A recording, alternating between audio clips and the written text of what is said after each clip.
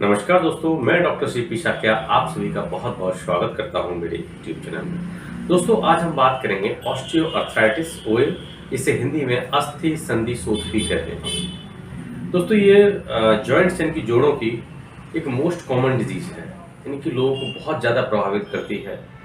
उनके जॉइंट्स में बहुत ज़्यादा दर्द होता है, उनमें स्टिफनेस होती है, उनकी रोज़मर्रा की ज़िंदगी बहुत ज़्यादा प्रभावित हो जाती है।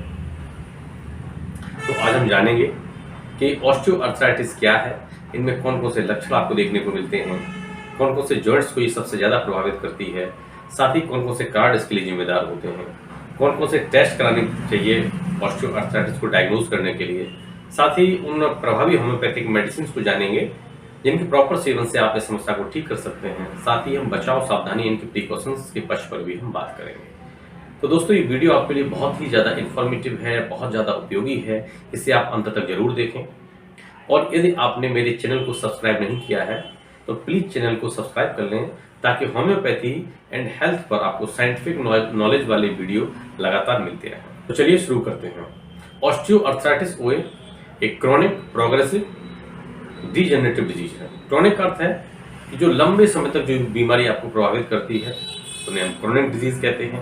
प्रोग्रेसिव का अर्थ है यदि किसी जॉइंट में ऑस्टियोआर्थराइटिस होता है तो समय के साथ इसकी तीव्रता भी बढ़ेगी और अन्य जॉइंट्स की तरफ इसका फैलाव भी बढ़ेगा, प्रोग्रेसिव। और थर्ड इसका टर्म है डीजेनरेटिव, यानी कि जिस जॉइंट में ऑस्टियोआर्थराइटिस होगा वो समय के साथ उसका पूरा एनाटॉमिकल स्ट्रक्चर यानी कि cartilage, ligament, tendon, synovial fluid, हर जगह एक आपको डीजनरेशन देखने को मिलेगा, क्षति देखने को मिलेगी, तो उसको डीजेनरेटिव, इसीलिए इसको हम डीजेनरेटिव आर्थराइटिस भी कहते हैं, वियर एंड टियर आर्थराइटिस भी कहते हैं। ऑस्टियोआर्थराइटिस आर्थराइटिस के जो 4 प्रकार हैं सामान्यतया, rheumatoid arthritis, osteoarthritis, gout and psoriatic arthritis का सबसे मोस्ट कॉमन टाइप है, यानी कि सबसे ज्यादा लोगों को प्रभावित करता है। ऑस्टियोआर्थराइटिस को और डिटेल में समझने के लिए पहले हम जो जोड़ है उसके एक सामान्य स्ट्रक्चर को समझेंगे। तो जब 2 हड्डियां आपस में मिलती हैं उसे हम जॉइंट कहते हैं, जोड़ कहते हैं।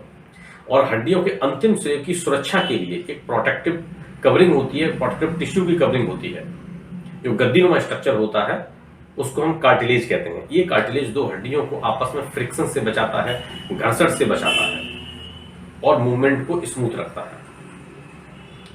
लेकिन समय के साथ यदि कार्टिलेज डैमेज होता है, क्षतिग्रस्त होता है, उसमें टूट फूट होती है, तो दोनों हड्डियां आपस में टकराने लगती हैं, रगड़ने लगती हैं। उस कंडीशन में इन्फ्लामेशन देखने को मिलता है, यानी कि रेडनेस होगी, लालामी आएगी और सूजन, स्वेलिंग होगी, दर्द आपको देखने को मिलेगा, स्टिफनेस देखने को मिलेगी।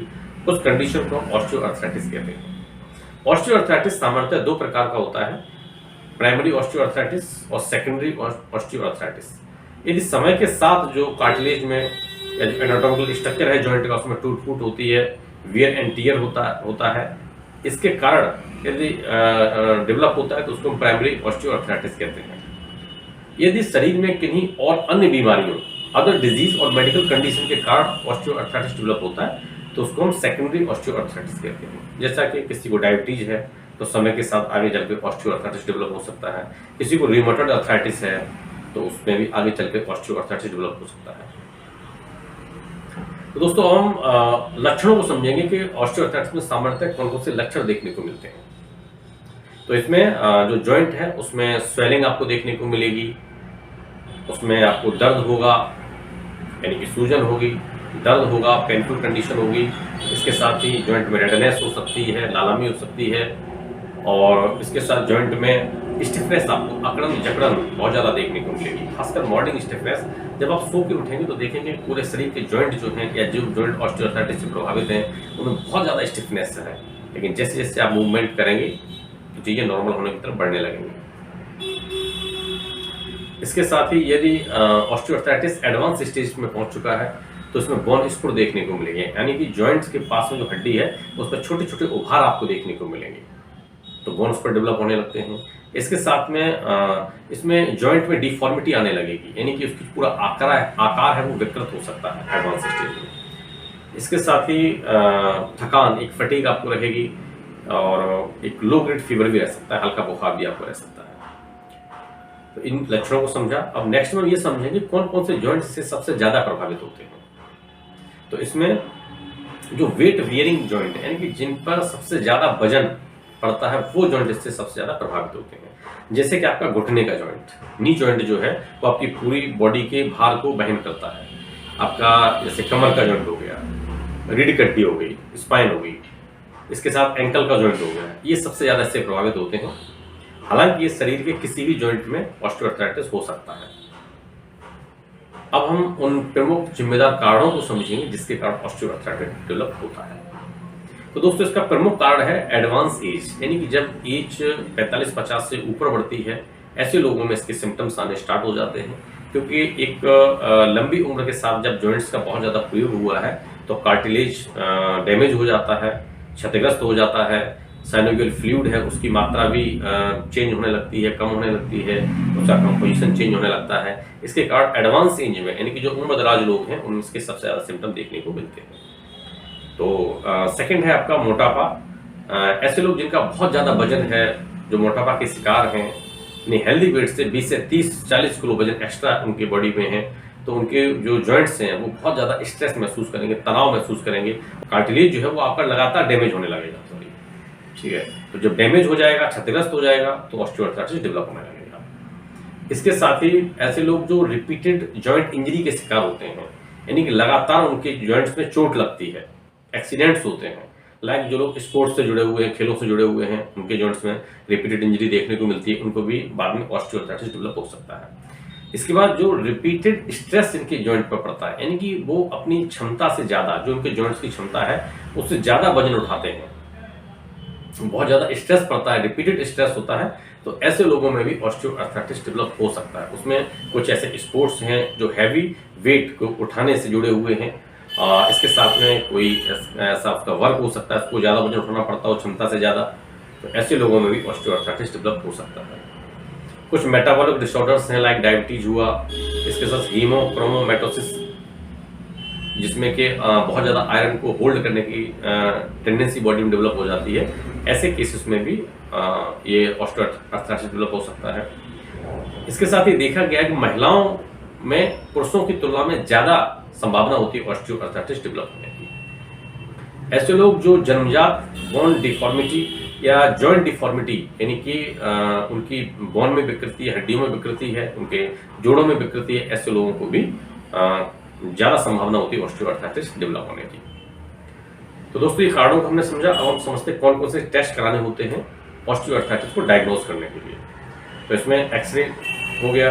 एक्सरे में ये मालूम होता है जब दोनों हड्डियों, जो जॉइंट का जो हड्डियां हैं उनके बीच का स्पेस जब कम होने लगता है, इसका मतलब है कार्टिलेज काफी डैमेज हो चुका है। MRI scan, joint fluid analysis, इसके साथ में ब्लड टेस्ट, इसमें कि serum calcium, vitamin D3, uric acid, RA factor, ये कुछ टेस्ट होते हैं जिसके माध्यम से आप क्लियर कट डायग्नोसिस कर सकते हैं कि ऑस्टियोआर्थराइटिस ही है और अदर कोई प्रॉब्लम नहीं है। अब दोस्तों हम उन प्रभावी होम्योपैथिक मेडिसिन पर बात करेंगे जिनके प्रॉपर सेवन से आप अपने आप को ठीक कर सकते हैं। क्योंकि ये क्रॉनिक डिजीज है, लंबे समय तक ये रहती है, तो आपको दवाओं का सेवन लंबे समय तक करना है। ऐसे केसेस में होम्योपैथी ही परफेक्ट मेडिसिन होती है, क्योंकि इसके कोई साइड इफेक्ट नहीं होते हैं, कोई आपके पेट में एसिडिटी नहीं होगी, जलन नहीं होगी, पेट में गैस नहीं बनेगी, आपकी किडनी को भी कोई साइड इफेक्ट नहीं होगा। तो आपको इन सब केसेस में जो क्रॉनिक डिजीज है, होम्योपैथिक मेडिसिन का ही प्रयोग करना चाहिए। तो दोस्तों हम मेडिसिन के पक्ष पर चलते हैं। तो ब्रेनिया अल्वा 30, यदि आपको ऐसा लगता है कि जॉइंट में पेन भी है, दर्द भी है, स्वेलिंग भी है, स्टिफनेस भी है, और जब आप चलते हो तो जैसे जैसे आप चलते जाते हो आपका दर्द लगातार बढ़ता चला जाता है और कंप्लीट रेस्ट पर आपको आराम मिलता है, तो ब्रेनिया अल्वा 30 आपके लिए परफेक्ट मेडिसिन है। नेक्स्ट है हमारी रस्टॉक्स 30।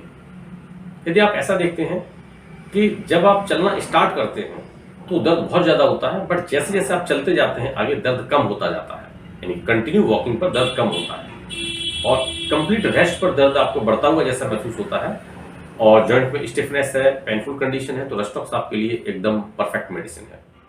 इसका लेने का तरीका वही है, सुबह दोपहर शाम 3 से 4 बूंदे क्लीन टंग पर। नेक्स्ट मेडिसिन हमारी रूटा ग्रेजुलेंस 30।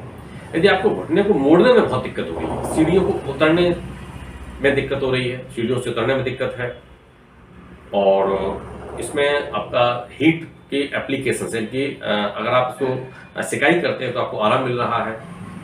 ऐसे केस में रूटा 30 की सुबह दोपहर शाम आप 30 में 3 से 4 बूंदे क्लीन टंग पर आप ले सकते हैं। नेक्स्ट मेडिसिन है कैलकेरिया कार्ब 30। ऐसे लोग जो बहुत ज़्यादा ओबेस हैं, बहुत ज़्यादा मोटापे के शिकार हैं, उनका वजन बहुत ज़्यादा है और साथ ही उनको ठंडी चीज़ों से दिक्कत होती है और उन्हें ऐसा लगता है कि जो जॉइंट है हमारा वो भी बहुत ठंडा ठंडा महसूस हो रहा है। तो ऐसे लोग कैलकेरिया 30 सुबह दोपहर शाम लें, उनको निश्चित ही फायदा होगा। नेक्स्ट मेडिसिन हमारी कॉस्टिकम 30। यदि जॉइंट में बहुत ज़्यादा स्टिफनेस है, इसके साथ में क्रैकिंग साउंड भी आ रही है, कुछ टक टक की आवाज़ भी आ रही है, तो कॉस्टिकम 30 आपके लिए परफेक्ट रहेगी। नेक्स्ट मेडिसिन है हमारी कैलकेरिया फ्लोर 30। यदि आपका ऑस्टियोआर्थराइटिस एडवांस स्टेज में चला गया है और उसमें बोन स्पूल डेवलप होने लगे हैं, साथ में स्वेलिंग बहुत ही हार्ड हो गई है, ऐसी कंडीशन में कैलकेरिया 30 आपके लिए परफेक्ट मेडिसिन रहेगी। इसका लेने का तरीका वही है, 3 से 4 बूंदे क्लीन टंग पर सुबह दोपहर शाम। नेक्स्ट मेडिसिन हमारी एपिस मेलिफिका 30। यदि आपका जॉइंट जो है वो बहुत ज्यादा उसमें स्वेलिंग है, रेडनेस है, दर्द बहुत ज्यादा है और ऐसा लग रहा है जैसे कोई मधुमक्खी आपको डंक चुभो रही हो, इस तरह सा यानी कि टमकन वाला दर्द हो रहा है, तो आपके लिए एपिस मेलिफिका परफेक्ट मेडिसिन रहेगी। इसके साथ एपिस मेलिफिका में कुछ और सिम्टम ये देखने को मिलते हैं कि यदि आप यानी कि जॉइंट की सिकाई करेंगे, कुछ वार्म एप्लीकेशन करोगे तो इसमें दर्द बढ़ जाता है और कोल्ड एप्लीकेशन से आराम मिलता है। दोस्तों मैं एक आपसे रिक्वेस्ट करना चाहूँगा, जो भी आप मेडिसिन का सेवन करें वो एक योग्य होम्योपैथिक डॉक्टर के अंडर गाइडेंस में ही करें, क्योंकि समय समय पर लक्षण चेंज होंगे, मेडिसिन चेंज होगी, उसकी पावर चेंज होगी, तो ये कोई योग्य होम्योपैथिक डॉक्टर ही कर सकता है। दोस्तों नेक्स्ट में हम चलते हैं कि क्या क्या हमें प्रिकॉशन सावधानी रखनी चाहिए।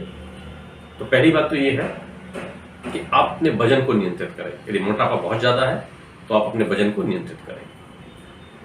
दूसरी बात यह है कि आपका जो आप खाना ले रहे हैं, भोजन ले रहे हैं, उसमें calcium, vitamin D3, vitamin C के साथ अन्य विटामिन और मिनरल्स भरपूर मात्रा में होनी चाहिए, ताकि इंजरीज हैं, जॉइंट इंजरीज हैं, उनकी हीलिंग प्रोसेस, इनकी जो उसके स्वस्थ होने की जो टेंडेंसी है वो फास्ट हो सके, वो जल्दी से जॉइंट स्वस्थ हो सके। तो आपका भोजन में पर्याप्त मात्रा में आपको इस तरह से पोषक तत्व होने चाहिए।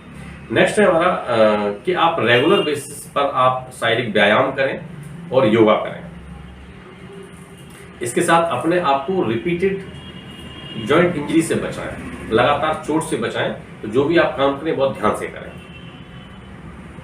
तो दोस्तों इन कुछ चीज़ों का आप ध्यान रखें और दवाओं का प्रॉपर सेवन करें। उम्मीद करता हूँ वीडियो आपको अच्छा लगा होगा।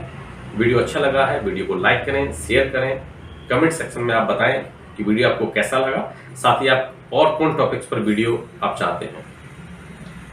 इसके साथ ही दोस्तों यदि आपने हमारे चैनल को सब्सक्राइब नहीं किया है तो प्लीज़ चैनल को सब्सक्राइब कर लें, ताकि आपको इसी तरीके के इन्फॉर्मेटिव वीडियो लगातार मिलते रहें। तो दोस्तों फिर मिलते हैं किसी और इन्फॉर्मेटिव वीडियो में। तब तक के लिए थैंक यू सो मच।